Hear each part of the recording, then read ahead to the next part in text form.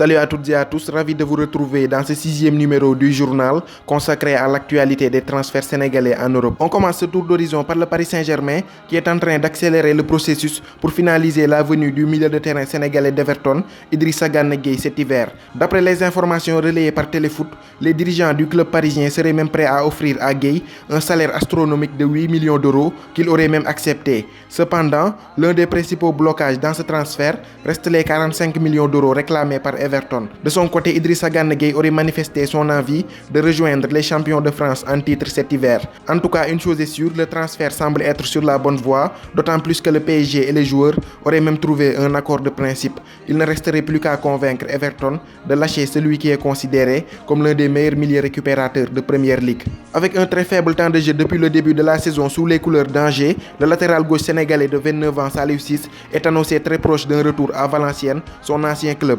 Le journal L'Équipe évoque un prêt de 6 mois. Ce transfert à court terme devrait lui permettre de retrouver du temps de jeu, lui qui peine à s'imposer chez les Angevins depuis son arrivée. Youssouf Sabaly de Bordeaux pourrait quant à lui découvrir la Première Ligue cet hiver.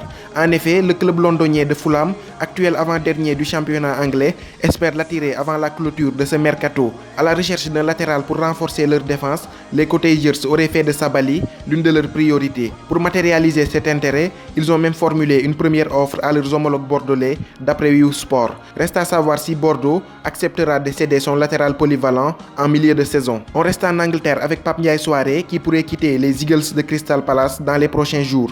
En difficulté à Londres depuis son accident de voiture, il est pisté par un club de 2e division anglaise, en l'occurrence Bolton, qui souhaiterait s'attacher ses services cet hiver sous forme de prêt d'une demi-saison. Auteur d'un excellent début de saison en Turquie avec Bursaspor, Stéphane Badji ne manque pas de prétendants sur le marché des transferts. Le président du club de Bursaspor a lui-même affirmé avoir reçu une offre de 4 millions d'euros tout en ne donnant aucune indication sur l'identité du club intéressé. L'ancien joueur du Casasport ne veut pas bouger cet hiver, mais si son club continue à recevoir des offres intéressantes, il sera obligé de le céder, comme l'a souligné son président. C'est désormais officiel, Ali Ndom, le jeune milieu de terrain sénégalais de 22 ans, quitte le stade de Reims pour rejoindre le stade Malherbe de Caen. On parle d'un prêt de 6 mois assorti d'une option d'achat. On croyait que le dossier Kalidou Koulibaly était terminé à Naples, mais il n'en est rien puisque le FC Barcelone vient de relancer le dossier.